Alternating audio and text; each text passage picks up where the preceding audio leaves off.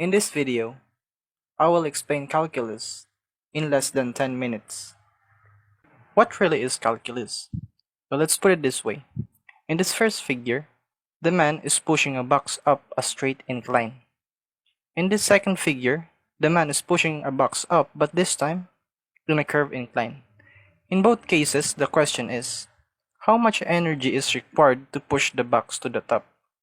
In a straight incline, the slope of the incline is constant at every point, so the man pushes with an unchanging force, and the box goes up in an unchanging speed.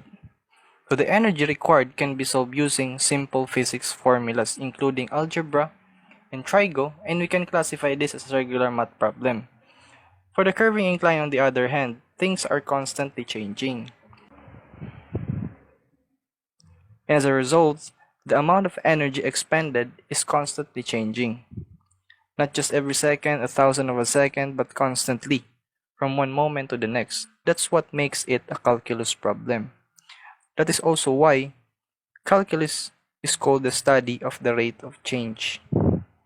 For the curving incline problem, the physics formulas, the algebra and trigo, well, they used to stay the same. But unlike the straight incline, which we can solve in a single shot, we've got to break up the curving incline into small chunks and do each chunk separately. And how do we do that? Let's zoom in the curve. Zooming in is what makes calculus. So when we zoom far enough, the small length of the curving incline becomes practically straight. And then you can solve that small chunk, just like the straight incline problem, and each small chunk can be solved the same way. And then you just add up all the chunks. This is the reason why calculus is originally called infinitesimal calculus. The calculus takes a problem that can be done with regular math because things are constantly changing. The changing quantity shows up on a graph as curves, and it zooms in on the curve till it becomes straight, and then it finishes off the problem with regular math. So to understand calculus as a mathematical concept, we need to know the concept of limits, derivative, and integral. So what is a limit? A limit simply answers the question, what happens to the curve or a function, let's say f of x, as x approaches a certain value, let's say a. And the derivative is just the slope of the curve f of x at a certain point on the curve. The derivative of f of x is simply represented by f of prime x. And the integral is just the complete opposite of derivative. If we have f of prime x as a derivative, the integral of f of prime x simply put us back to the original function, f of x. Now, let's go back to limits. Let's say limit of x squared minus 16 all over x minus 4 as x approaches 4. Now, if we simply substitute 4 to the given function, we have, so that is 0 over 0. So what is that? So that's indeterminate. Well, it doesn't say that x is equal to 4, so we cannot always substitute directly. It says x will approach 4. So let's try values that are close to 4 left and right. Let's say 3.99. So we have 8. Let's try a closer number from the right. Let's say x is equal to 4.01. So that is also approximately equal to 8. So we can say that 8 is the limit of x squared minus 16 all over x minus 4 as x approaches 4. Can we solve this by just plugging in the given value? Well, the answer is yes, but we need this procedure. First, we simplify the function by factoring, so we can cancel out the common expressions. Then we substitute the value.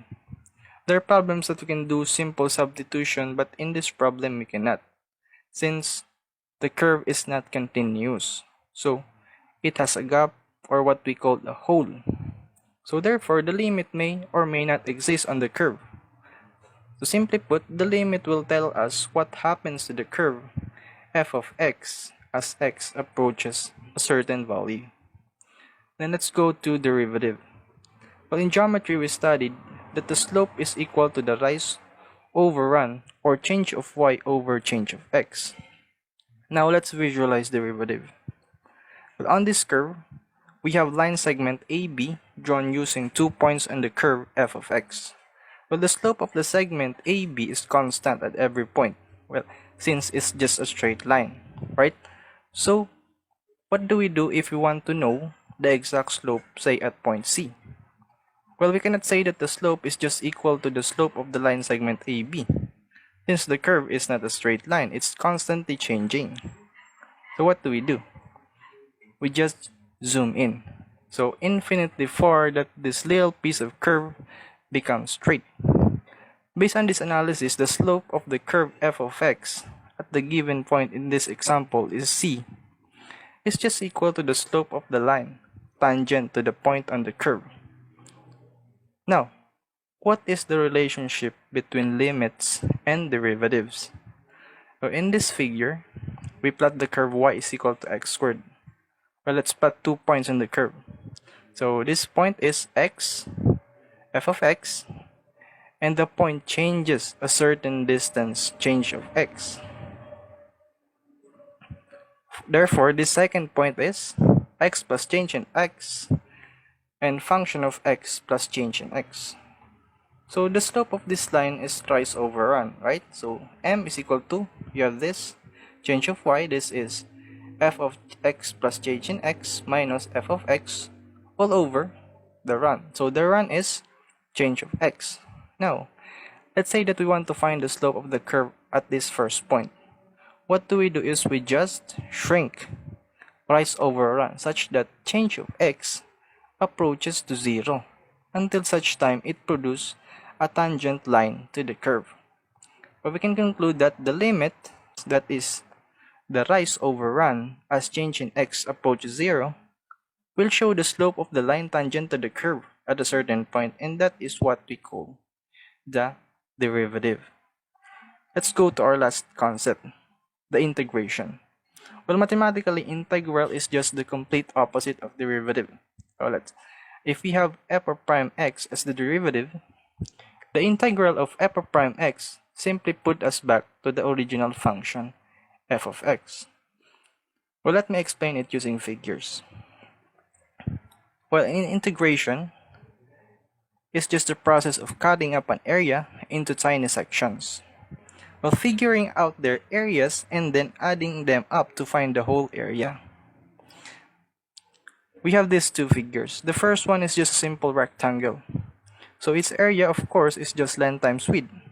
But we cannot figure in one shot the area of this figure, since we don't have a fixed formula for this complex and unusual figure. So what do?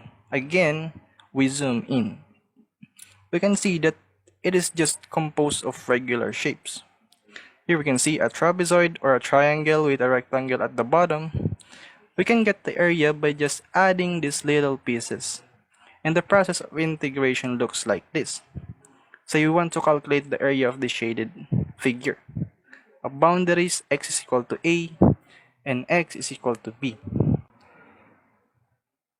We get a vertical rectangular strip, and it has a height f of x since it touches the curve f of x at the top, as we can see.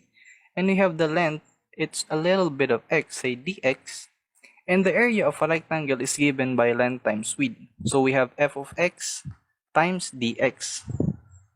Now, this is just the area of that single strip. To find the area of the whole, we need to add all that small strips. That's when we need integral. We conclude that the shaded area is just equal to the integral of f of x dx from a to b. And that's it.